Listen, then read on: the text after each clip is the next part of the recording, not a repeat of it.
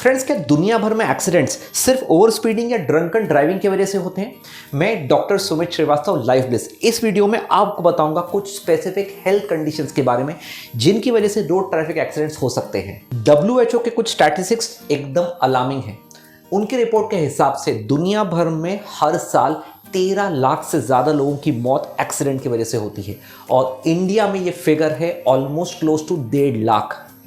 और कुछ research studies ऐसा स्ट्रांगली बताती हैं कि ये जो भी एक्सीडेंट्स दुनिया भर में और इंडिया में होते हैं, इसमें almost close to 20% accidents health conditions की वजह से होते हैं।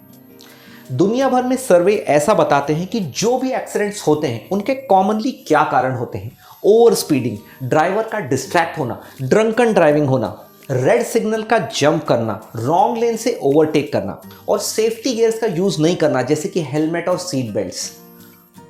इसी के साथ साथ कुछ स्पेसिफिक मेडिकल कंडीशंस होती हैं जिनके बारे में मैं आपको बताऊंगा, जिनको अगर हम सही तरीके से डायग्नोस और कंट्रोल में रखें तो हम बड़े एक्सीडेंट्स को टाल सकते हैं। पहली कंडीशन है डायबिटीज़।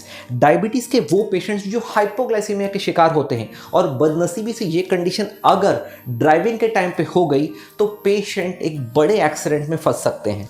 सो जो भी ड्राइवर्स को डायबिटीज़ होता है उन्हें कुछ स्पेसिफिक चीज़ों के बारे में ध्यान रखना है, जैसे कि अपने मील्स को बिल्कुल स्किप नहीं करना, लॉन्ग जर्नी में पीरियोडिक ब्रेक्स लेना सो दैट वो कुछ ना कुछ कॉन्स्टेंटली खाते रहें और अपनी मेडिसिन के डोज को स्किप नहीं करना। दूसरी कंडीशन है एपिलेप्सी या मिर्गी की बीमारी। जो भी पेशेंट्स की एपिलेप्सी पुअरली कंट्रोल्ड है, ऐसे पेशेंट्स बहुत ज़्यादा प्रोन होते हैं रिकरेंट सीजर के अटैक्स के लिए। इसीलिए ऐसे जो भी ड्राइवर्स हैं जिन्हें एपिलेप्सी की बीमारी है, उन्हें सबसे पहले अपने ट्रीटिंग फिजिशियन और ट्रीटिंग न्यूरोलॉजिस्ट से परमिशन ले लेना चाहिए कि वो ड्राइविंग कर सकते हैं या नहीं। अपने डॉक्टर से परमिशन लेने के बाद उन्हें ये याद रखना है कि वो किसी भी हालत में अपनी मेडिसिन को स्किप नहीं करें, अपना खाना टाइम पर खाएं और नींद पूरी तरीके से लें, बिकॉज अगर नींद पूरी तरीके से नहीं हुई तो ड्राइविंग के दौरान स्ट्रेस बढ़ने की वजह से सीजर या एपिलेप्सी का अटैक आ सकता है। तीसरी कंडीशन होती है वर्टाइगो। जो भी पेशेंट्स को वर्टाइगो या चक्कर की बीमारी है, जब उन्हें एबनॉर्मल नेक पोजीशन चेंज करने में चक्कर आ सकता है, सो ऐसे पेशेंट्स को, स्पेशली ऐसे ड्राइवर्स को बहुत ज़्यादा केयरफुल होना चाहिए, क्योंकि एक acute attack of vertigo driving में पेशेंट का इम्बैलेंस करा के एक्सीडेंट करा सकता है। इसीलिए इट्स वेरी इंपॉर्टेंट कि जब भी वर्टाइगो की अक्यूट या ज़्यादा तकलीफ है, ड्राइविंग हर कीमत पर अवॉइड करें और उसी के साथ साथ वर्टाइगो का टाइम पर ट्रीटमेंट और डायग्नोसिस करके लें। अगली कंडीशन होती है sleep apnoea. Sleep apnoea syndrome एक ऐसी बीमारी होती है जिसमें पेशेंट की रात की नींद की क्वालिटी अच्छी नहीं होती, जिसकी वजह से दिन में ड्यूरिंग ड्राइविंग या कोई भी एक्टिविटी करते हुए उन्हें नींद का बाउट आ सकता है और ऐसे नींद के बाउट की वजह से बड़ा एक्सीडेंट हो सकता है। स्लीप एपनिया की बीमारी के बारे में अगर आप डिटेल जानना चाहते हैं तो हमारे पिछले कुछ महीनों पहले इस बीमारी के पोस्ट किए हुए वीडियो को ज़रूर देखिए। कुछ रेयर कंडीशंस की अगर बात करें तो होता है लॉस ऑफ मसल कंट्रोल। अगर बाई चांस बदनसीबी से ड्राइविंग करते करते किसी ड्राइवर को पैरालिसिस का अटैक आ गया और सडनली उसके एक हाथ या एक पैर में मसल वीकनेस डेवलप हो गई, तो ये भी एक्सीडेंट का एक बड़ा कारण बन सकता है। अगली रेयर कंडीशन हो सकती है लॉस ऑफ कॉन्शियसनेस।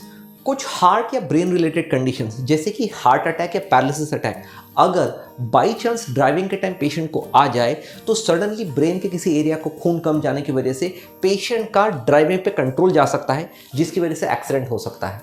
कुछ कॉमन लेकिन बहुत ही छोटी कंडीशंस होती हैं जैसे कि वायरल फ्लू, स्टमक इन्फेक्शंस, जो रेयर केसेस में एक्सीडेंट करा सकती हैं। अब ये बीमारियां तो छोटी हैं, लेकिन इस बीमारी के दौरान पेशेंट को वीकनेस की वजह से कई बार फोकस करने की ताकत नहीं रहती, मूड अच्छा नहीं रहता, इंफॉर्मेशन प्रोसेसिंग वीक हो जाती है, जिनकी वजह से ड्राइविंग पे उनका कंसंट्रेशन नहीं होता और अल्टीमेटली इन सब चीज़ों की वजह से एक्सीडेंट होने के चांसेस बढ़ जाते हैं। बताई गई सभी कंडीशंस हर टाइप के ड्राइवर्स के लिए रेलेवेंट हैं, चाहे वो प्रोफेशनल ड्राइवर्स हो, ऐसे ड्राइवर्स हो जिनकी एज ज़्यादा है, और सबसे ज़्यादा इंपॉर्टेंट हो जाती है उन ड्राइवर्स के लिए जो अभी अभी ड्राइविंग करना सीखे हैं। अब आपके मन में क्वेश्चन आ रहा होगा, ये तो ऐसी कॉमन कंडीशंस हैं जो बहुत बार मुझे होती हैं, लेकिन मेरा काम ही है ड्राइविंग करना, ड्राइविंग के बिना तो मैं मेरी प्रोफेशनल और पर्सनल कमिटमेंट्स को पूरा ही नहीं कर सकता, तो मुझे क्या करना चाहिए? सबसे ज़रूरी है हमेशा एक हेल्दी लाइफस्टाइल जीना, और अगर बताई गई बीमारियों की लिस्ट में किसी में भी आप अपने आप को पाते हैं तो उसका सही टाइम पे डायग्नोसिस और ट्रीटमेंट कराना अपने डॉक्टर के साथ। और अगर आप किसी लॉन्ग ड्राइव पे जाने वाले हैं जहां आपको लगता है कि ड्राइविंग का टाइम बहुत ज़्यादा बढ़ने वाला है, तो ऐसे टाइम पे बहुत ज़रूरी है कि जस्ट ड्राइविंग के टाइम से कुछ दिनों पहले अपना एक थरो चेकअप करा लें और अपने डॉक्टर से इस चीज़ के बारे में डिस्कस ज़रूर कर लें। 2022 में फेमस क्रिकेटर ऋषभ पंत और बिजनेस टाइकून साइरस मिस्त्री के कार क्रैशेस के बाद आजकल लोग रोड ट्रैफिक एक्सीडेंट्स के बारे में डेफिनेटली बात कर रहे हैं, लेकिन हमें ये जानना ज़रूरी है कि बाकी कॉजेज़ के साथ साथ हेल्थ कंडीशंस भी ड्राइविंग एक्सीडेंट्स का एक बड़ा कारण हो सकते हैं। तो फ्रेंड्स, उम्मीद करता हूं आपको हमारा ये वीडियो पसंद आया होगा। इस वीडियो में हमने कोशिश की आपको उन कॉमन हेल्थ कंडीशंस के बारे में अवगत कराने की जिनकी वजह से रेयर केसेस में रोड ट्रैफिक एक्सीडेंट्स हो सकते हैं। अगर आपको हमारा ये वीडियो पसंद आया है तो हमारे इस चैनल को लाइक कीजिए, शेयर कीजिए और सब्सक्राइब कीजिए। जाने से पहले एक ही बात बताना चाहूँगा, accident hurts but safety doesn't.